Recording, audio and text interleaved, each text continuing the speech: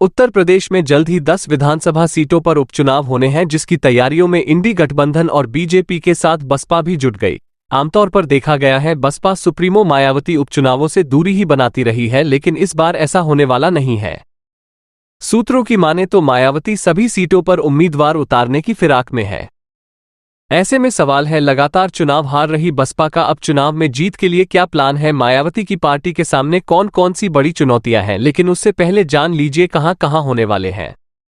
उत्तर प्रदेश की करहल, मिल्कीपुर, कटहरी, कुंदरकी, गाजियाबाद, खैर, मीरापुर, फूलपुर, मंझवा और सीसाम विधानसभा सीटों पर उपचुनाव होने। हालांकि अभी उपचुनाव कार्यक्रम की घोषणा नहीं हुई है। अब जान लीजिए कि मायावती ने कहा क्या है।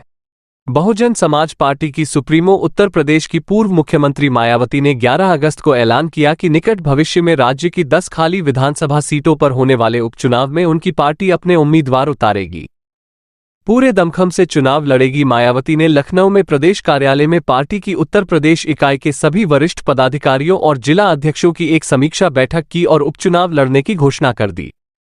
अमूमन उपचुनाव से दूर रहने वाली बसपा ने इस उपचुनाव को पूरे दमखम से लड़ने का फैसला किया है।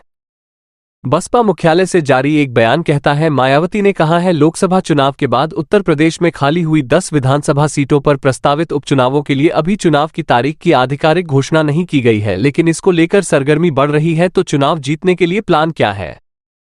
लोकसभा चुनाव के खराब नतीजों के बाद मायावती ने तो कमर कस ली है। पिछले कुछ दिनों में एक बार फिर से सियासी रूप से एक्टिव दिख रही है। हाल ही में सुप्रीम कोर्ट के कोटे में कोटा को लेकर आए फैसले पर मायावती ने खुलकर विरोध जताया और कहा, संविधान में संशोधन कर सुप्रीम कोर्ट के फैसले को बदल दिया जाना चाहिए। इसके अलावा उन्होंने उत्तर प्रदेश में मुस्लिम समुदाय की बड़ी आबादी को देखते हुए वक्फ बोर्ड संशोधन बिल का भी विरोध किया। कहा, मस्जिद और मदरसों के मामले में जबरन दखल अंदाजी नहीं की जानी चाहिए।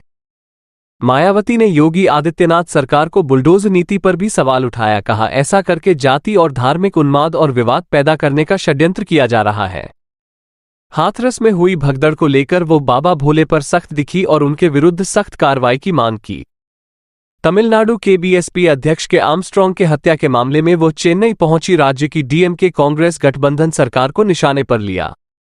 हरियाणा में मायावती ने हाथ बढ़ाते हुए इंडियन नेशनल लोकदल से गठबंधन किया। अपने भतीजे और पार्टी के कोऑर्डिनेटर आकाश आनंद को वहां चुनावी मोर्चे पर लगाया है। किन चुनौतियों से बसपा जूझ रही है, यहां ये बात करनी जरूरी हो जाती है कि बसपा के सामने चुनौतियां क्या हैं।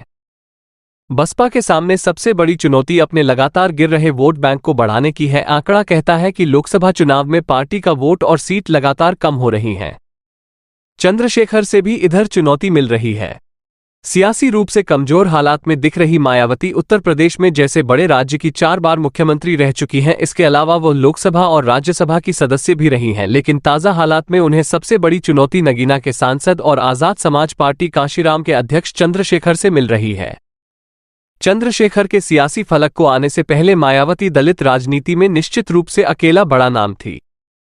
उत्तर प्रदेश ही नहीं, उत्तर भारत में दलित समाज के बड़े तबके की पसंद बसपा हुआ करती थी, लेकिन चंद्रशेखर की एंट्री के बाद सब कुछ बदल गया है। उससे निश्चित रूप से बसपा के लिए चुनौतियां बढ़ गई हैं। तो बसपा के साथ क्या कोई सहयोगी नहीं है? इसका जवाब है, बसपा की एक बड़ी मुश्किल ये है कि उसके साथ कोई भी सहयोगी दल नहीं है। 2019 के लोकसभा चुनाव में बसपा ने समाजवादी पार्टी और राष्ट्रीय लोकदल के साथ गठबंधन पर चुनाव लड़ा और तब उसे इसका बहुत फायदा मिला 2014 में, जहां वो कोई सीट नहीं जीत पाई। 2019 में उसने उत्तर प्रदेश में लोकसभा की 10 सीटें जीती। सपा कांग्रेस यह आरोप लगाते रहे कि बसपा बीजेपी की बी टीम है। मायावती पर यह आरोप लगता रहा है।